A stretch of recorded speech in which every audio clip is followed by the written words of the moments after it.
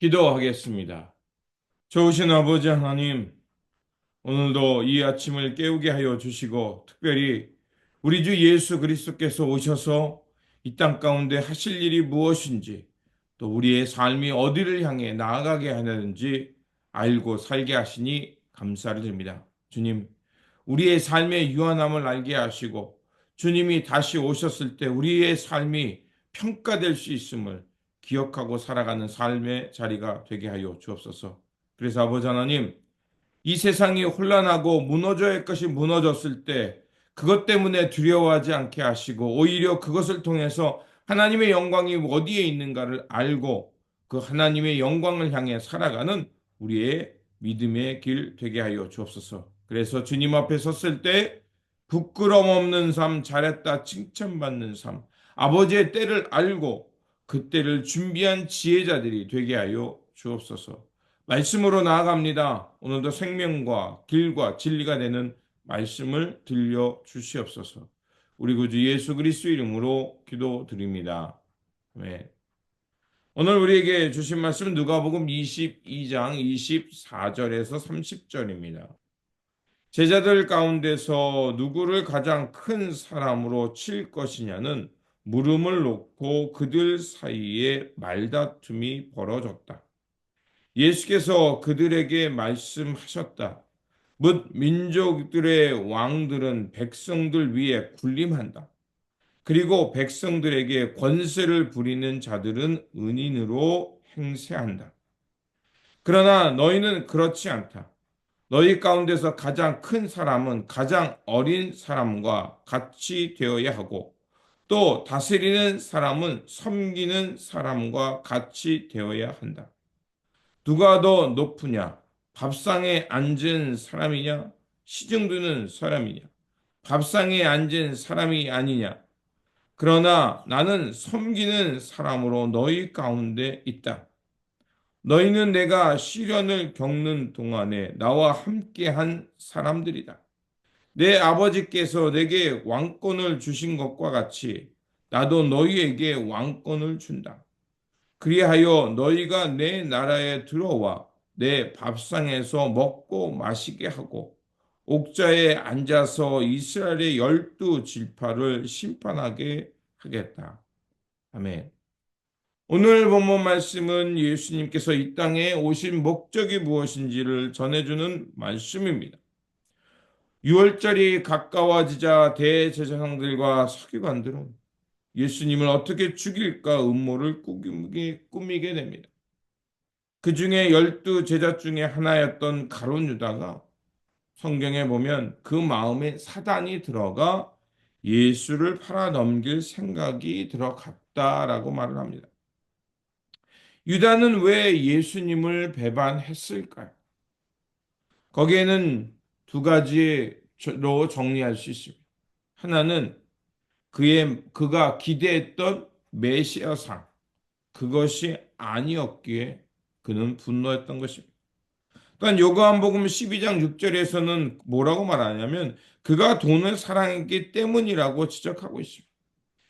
이것이 말하는 것이 무엇일까요?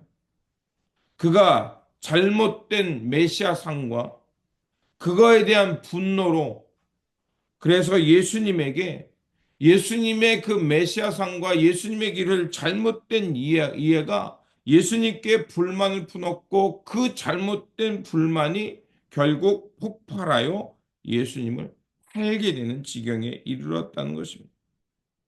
그래서 사도 베드로와 야고보는 항상 우리에게 말하기를 마귀를 대적하고 그것을 피하라라고 말하고 있습니다.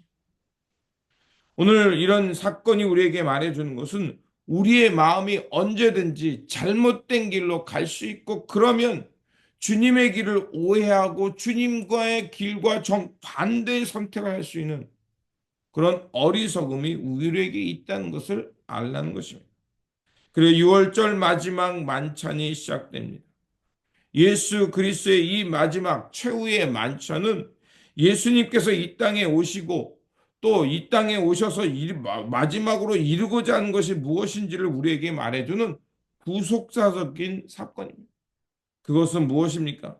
예수님의 살과 피를 우리에게 나눠줌으로 영원한 대속의 제물이 되는 것이고, 본인이 그렇게 희생 제물이 됨을 통해서 백성들을 하나님으로부터 인도하여 그 죄된 삶을 끊어내고 이제 하나님의 백성으로, 거룩한 백성으로 하나님의 형상을 닮은 존재로 변화시키기 위해 이 땅에 오셨음을 우리에게 상징적으로 말해주고 있는 겁니다. 그렇게 우리가 매월 성찬을 통해서 이 사크라멘토, 예수님의 이 최후의 만찬을 제어하는 것은 나도 예수님의 삶을 쫓아 그런 자기 희생적인 삶, 헌신의 삶을 통해 하나님의 백성으로 이끄는 삶, 그 죽음과 죄의 삶에서 벗어나 영생과 하나님 나라의 의의 삶을 나아가도록 이끄는 이끄는 존재가 되겠다는 것을 말하는 것이었습니다. 그런데 이 만찬이 끝나고 제자들이 했던 논쟁이 오늘 우리가 읽었던 부분입니다. 그들은 누가 예수님의 옆자리에 앉아서 권세를 부릴까를 놓고 다투었습니다. 권력, 권세, 참 무섭습니다. 그 자기의 권력을 놓치기 싫어서 온 공동체를 죽음으로, 전쟁으로 이끄는 사람도 있고요.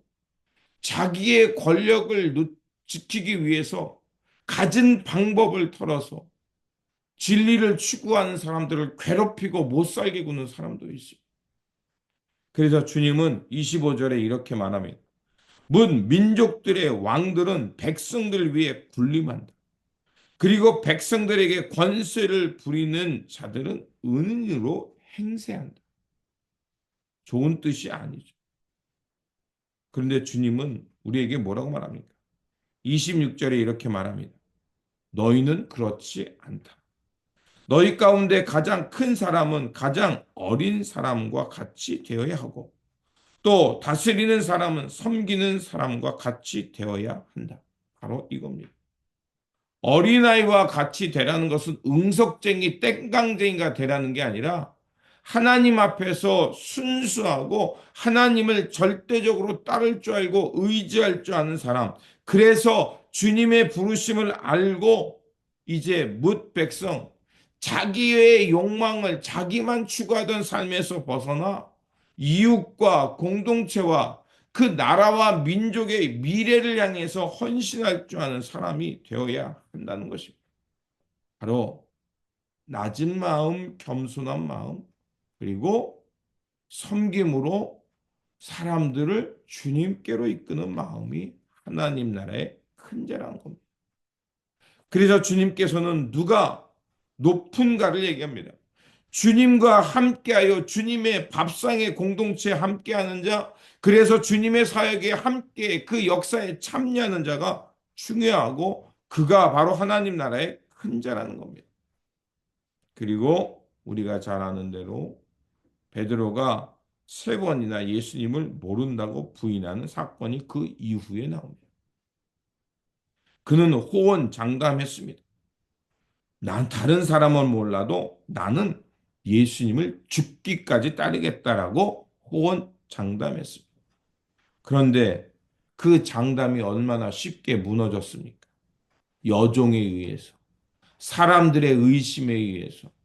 너도 예수님의 따르는 그 같은 도당이다라는 그 말에 난 모르는 사람이다가 아니라 예수님을 저주하고 나는 그런 적이 없다라고 완벽하게 부정합니다. 말이 얼마나 쉽게 무너지는가를 우리에게 말해주고 있습니다.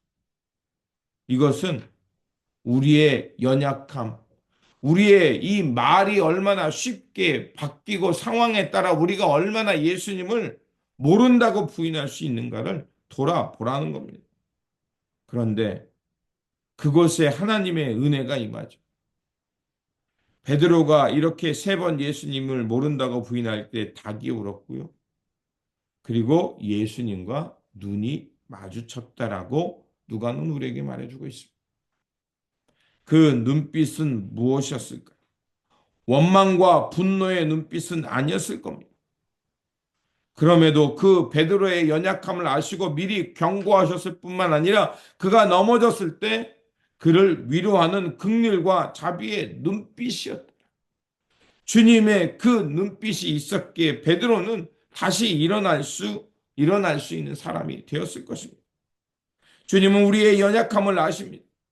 그런데 그 연약함을 질책하는 것이 아니라 애정어린 눈빛으로 우리를 바라보시고 긍휼과 자비의 마음으로 다시 일어설 수 있도록 위로하는 그 주님의 마음. 그 마음을 베드로는 보았기에 예수 그리스도를 향해 나중에는 끝까지 따를 수 있었고 심지어는 십자가에 거꾸로 매달려 죽었다는 그 일화를 남길 만큼 철저하게 예수님을 따르는 사람으로 변화되었습니다. 오늘 본문이 우리에게 가르쳐 주는 것은 여러 가지가 있겠지만 무엇보다도 우리가 얼마나 연약한 존재인지, 우리가 주님을 따른다고 하면서도 현실 속에서 얼마나 어리석은 길로 갈 수 있는지 돌아보고 우리의 믿음의 연약함을 알고 주님 앞에 깨어 있으라고 경고하는 것입니다. 그렇습니다. 우리는 쉽게 넘어질 수 있습니다. 언제든지 주님을 모른다고 떠날 수 있는 존재라는 것입니다. 그렇게 우리가 해야 할 일은 날마다 깨어 기도하면서 주님 앞에서 우리의 삶의 방향과 근본을 살피는 것입니다.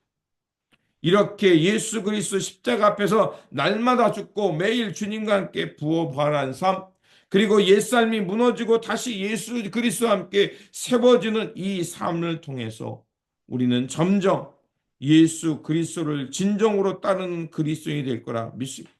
무너져 본 사람만이 예수를 끝까지 의지하고 예수만이 우리의 소망임을 알게 됩니다.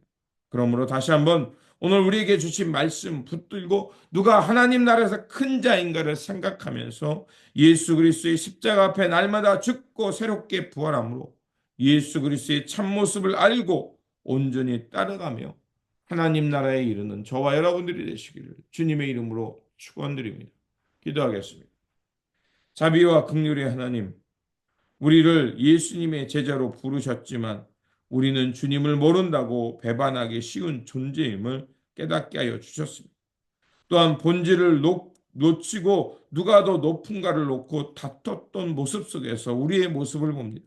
주님, 우리는 언제든지 주님 앞에서 무너질 수 있는 연약한 존재라는 것을 알게 하여 주시고 다시 한번 우리 가운데 십자가의 은총과 예수 그리스도의 자비의 긍휼을 내려 주셔서 날마다 주님 안에 새로워져서 옛사람은 죽고 주님과 함께 부활하여 섬김과 돌봄, 평화와 사랑의 사람으로 살게 하여 주옵소서.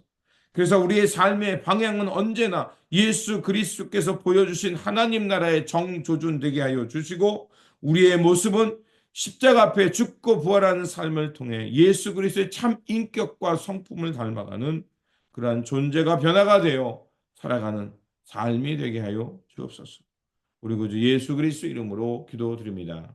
아멘.